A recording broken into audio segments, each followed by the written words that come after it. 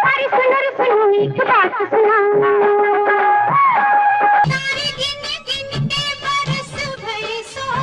सुनो रे सुनो, एक बात सुनाओ।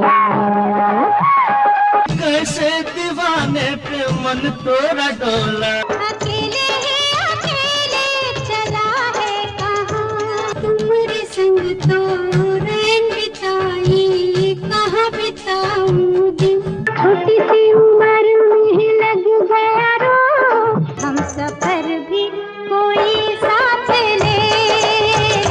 कहते हैं लोग मैं मर जाऊंगी, आग लगाएंगे हाय रे जुल्मी, बनता है भोला। फिल्मी किस्से बाय राकेश में आपका स्वागत है। आज के एपिसोड में आपको बताएंगे कि दिलीप कुमार और सायरा बानो की प्रेम कहानी शुरू कैसे हुई, कैसे सायरा बानो का दिलीप कुमार के लिए एक तरफा प्रेम दिलीप कुमार का दिल जीतने में कामयाब हुआ और ये प्रेम दो तरफा बना। दिलीप कुमार ने अपनी बुक में इस बारे में क्या लिखा है वो आपको बताते हैं। बुक है the substance and the shadow, Hindi version वजूद और परछाई। सायरा बानो के एपिसोड में भी आपको बताया था कि सायरा के पिता का नाम मोहम्मद एहसान था, माँ का नाम नसीम बानो। माँ एक्ट्रेस थीं, पिता निर्माता थे जो बंटवारे के बाद पाकिस्तान चले गए थे। नसीम बानो ने अपनी बेटी सायरा और बेटे सुल्तान अहमद को लंदन भेज दिया था पढ़ाई के लिए। वहाँ बच्चों की देखभाल नसीम बानो की माँ शमशाद अब्दुल वहीद खान करती थीं। शमशाद अब्दुल वहीद खान जानी मानी क्लासिकल सिंगर थीं। दिलीप कुमार के घर 48 पाली हिल बांद्रा में अक्सर महफिलें सजा करती थीं। उस्ताद विलायत खान सितार बजाते थे, उस्ताद बड़े गुलाम अली खान गाया करते थे। दिलीप कुमार की बहन अख्तर हमेशा नसीम बानो को भी बुलाया करती थी। दिलीप कुमार नसीम बानो को नसीम आपा कहते थे। एक बार सायरा बानो छुट्टियों में लंदन से हिंदुस्तान आई हुई थीं। अपनी मां नसीम के साथ सायरा भी दिलीप कुमार के घर आ गईं। लंदन में सायरा बानो ने दिलीप कुमार की फिल्म आन देखी थी। सायरा बानो ने भी बताया था कि मैं 12 साल की थी जब मेरे मन में पहली बार इस ख्याल ने जोर पकड़ा कि मुझे दिलीप कुमार की पत्नी बनना है। सायरा बानो अपनी माँ से भी ये बात खुल के कह लेती थीं। उनकी माँ नसीम बानो ने कहा था कि अगर तुम्हें मिसेस दिलीप कुमार बनना है तो तुम्हें वैसे ही शौक पैदा करने चाहिए जैसे दिलीप साहब को हैं। दिलीप कुमार से जुड़ी बातें जानने के लिए सायरा बानो अपनी माँ से चिट्ठियों में पूछने लगी। जब इंडिया आईं तो पता चला दिलीप कुमार को सितार का शौक है। सायरा ने सितार सीखना शुरू कर दिया। दिलीप कुमार उर्दू में माहिर थे तो सायरा ने उर्दू सीखना शुरू कर दिया। दिलीप कुमार ने अपनी बुक में लिखा है कि सायरा बानो ने अपनी माँ नसीम बानो को इस बात के लिए राजी कर लिया था कि सायरा ने उर्दू कहाँ और किससे सीखना है। एक मौलवी साहब थे जो हैदराबाद के निज़ाम मीर उस्मान अली खान के राज परिवार से आते थे। सायरा ने कहा कि वो मुझे बॉम्बे में नेपियन सी रोड पर हैदराबाद हाउस में उर्दू सिखाएं। ये सब दिलीप कुमार को इम्प्रेस करने के लिए था। दिलीप कुमार को इम्प्रेस करने के लिए, उनके और करीब आने के लिए सायरा ने फिल्मों में काम करने का फैसला किया। 1960 के दशक के शुरू की बात है। AR कारदार की फिल्म दिल दिया दर्द लिया की कास्टिंग हो रही थी। ये फिल्म बहुत साल बाद 1966 में रिलीज हुई। बहरहाल इसकी कास्टिंग के समय महबूब खान के घर एक छोटी सी मंडली जमा थी। वहाँ सायरा बानो भी थीं। S मुखर्जी ने दिलीप कुमार से कहा, यूसुफ ये लड़की तुम्हारे साथ काम करने के लिए पागल है। दिलीप कुमार ने सायरा का ध्यान इस बात से भटकाने के लिए अपने बालों में हाथ फिराया और सायरा से कहा कि तुमने ये खिचड़ी बाल देखे हैं? मैं तुमसे बहुत बड़ा हूँ और मैं बहुत गंदे तरीके से खाना खाता हूँ। सायरा ने हंसते हुए जवाब दिया कि मुझे लगता है आपके ऊपर ये खिचड़ी बाल बहुत खास लगते हैं, बहुत खूबसूरत। दिलीप कुमार की फिल्म में तो सायरा को जगह नहीं मिली, पर सुबोध मुखर्जी की फिल्म जंगली में सायरा हीरोइन बन गईं और पहली फिल्म से ही पर्दे पर छा गईं। शम्मी कपूर को तो जंगली ने स्टार बना ही दिया। सायरा बानो की भी चर्चा होने लगी। जंगली 1961 की दूसरी सबसे बड़ी हिट थी। पहले नंबर पर दिलीप कुमार की गंगा जमुना थी। सायरा फिल्मों में काम करने लगी। लगभग हर हीरो के साथ काम कर रही थी, सिर्फ दिलीप कुमार के साथ नहीं, क्योंकि दिलीप कुमार की तरफ से पहले ही ना हो जाती थी। महबूब खान एक फिल्म बनाना चाहते थे, हब्बा खातून, जिसमें दिलीप कुमार ऑलमोस्ट फाइनल थे। हीरोइन की तलाश थी। सायरा बानो खुद दिलीप कुमार से बार बार कहने लगीं कि कई निर्माता चाहते हैं कि हम दोनों की जोड़ी साथ में आए।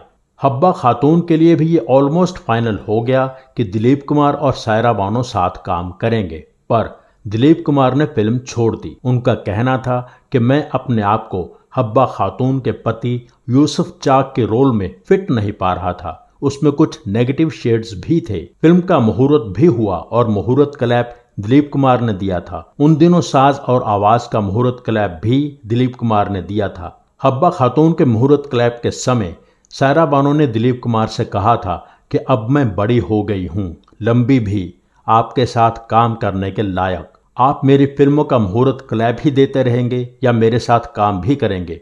दिलीप कुमार ने लिखा है कि मेरे लिए ये यकीन कर पाना मुश्किल हो रहा था कि ये गोरी सी पतली सी लड़की जिसे मैं कई बार मिला हूँ सच में बड़ी हो गई है। सायरा मेरे हम उम्र राज कपूर और देव आनंद के साथ भी काम कर रही थी, पर अपने साथ मैं थोड़ी मैच्योर हीरोइन ही चाहता था। बहुत लंबे इंतजार के बाद सायरा बानो दिलीप कुमार से चिढ़ गई थीं। ऐसा होने लगा था कि कई बार आमना सामना होता तो सायरा दिलीप कुमार से आंखें फेर लेती थीं। फिल्मालिया स्टूडियो में दिलीप कुमार की भी शूटिंग हो रही थी और सायरा बानो की भी।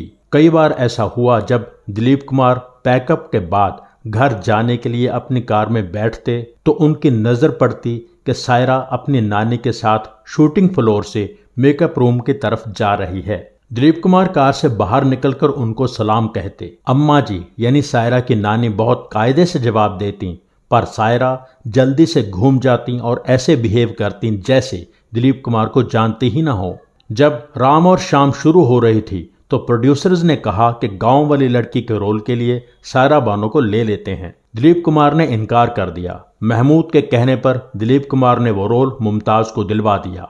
सायरा बानो की मां ने सायरा बानो के लिए ऐसी जगह घर लिया जो दिलीप कुमार के करीब हो। राम और शाम की शूटिंग के दौरान ही नसीम बानो ने दिलीप कुमार को इनविटेशन भेजा कि सायरा बानो के जन्मदिन की सेलिब्रेशन में, साथ ही उनके नए बंगलों में गृह प्रवेश में भी दिलीप कुमार खास मेहमान बने।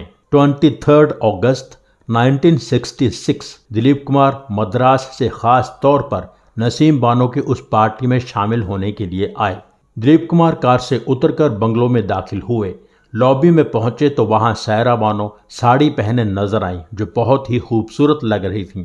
दिलीप कुमार ने लिखा है कि मुझे झटका सा लगा। अब सायरा वो लड़की नहीं रह गई थी जिसके साथ काम करने से मैं कतराता रहा था।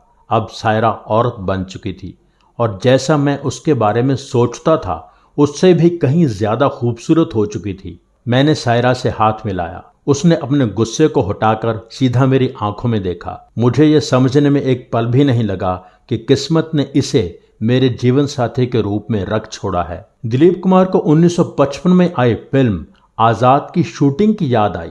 फिल्म मेकर एस वासन ने कोयम्बटूर में शूटिंग करते समय दिलीप कुमार को एक ज्योतिषी से मिलवाया था। उस ज्योतिषी ने दिलीप कुमार के बारे में बहुत कुछ बताया था। उसने दिलीप कुमार से यह साफ साफ कहा था कि तुम देर से शादी करोगे जब उम्र 40 के पार हो चुकी होगी और तुम्हारी पत्नी की उम्र तुम्हारी उम्र से आधी होगी। साथ ये भी कहा था कि पत्नी भी इसी पेशे की होगी यानी फिल्म लाइन से होगी। तब दिलीप कुमार ने यह फैसला किया था कि मैं कभी फिल्म एक्ट्रेस से शादी नहीं करूंगा। आज इतने साल बाद दिलीप कुमार को लग रहा था कि ज्योतिषी ने जो कहा था वो सही था। दिलीप कुमार ने सायरा के जन्मदिन की पार्टी एंजॉय की, अपने घर आ गए। मद्रास जाने के लिए तैयार थे ताकि अगली सुबह शूटिंग हो सके। उन्होंने सायरा बानो के घर कॉल किया नसीम बानो को पार्टी का शुक्रिया कहने के लिए।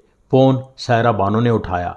दिलीप कुमार ने कहा, मैं यूसुफ। सायरा ने शरारत करते हुए कहा, कौन यूसुफ, किससे बात करनी है? दिलीप कुमार ने कहा, मुझे शुक्रिया करना था नसीम आपा का इतनी अच्छी पार्टी देने के लिए, और तुम्हारा भी कि तुमने बहुत अच्छी मेजबानी की। दिलीप कुमार ने सायरा से कहा कि मैं मद्रास से भी कॉल करूंगा। मद्रास जाकर दिलीप कुमार को सायरा की याद आने लगी। 2 दिन बाद उन्होंने सायरा को कॉल किया। सायरा बानो ने बताया था कि 8 दिन तक हमारा रोमांस चला था। 8 दिन बाद दिलीप कुमार ने प्रपोज किया था। दिलीप कुमार ने सायरा से कहा, मैं तुमसे शादी करना चाहता हूँ, क्या मेरी बीवी बनोगी? सायरा बानो आंखों में प्यार भर के मुस्कुराई। अगला हफ्ता इस बात में गुजरा कि एक दिन छोड़कर दिलीप कुमार मद्रास से बंबई लौट आते और अपनी शाम सायरा बानो के परिवार के साथ गुजारते।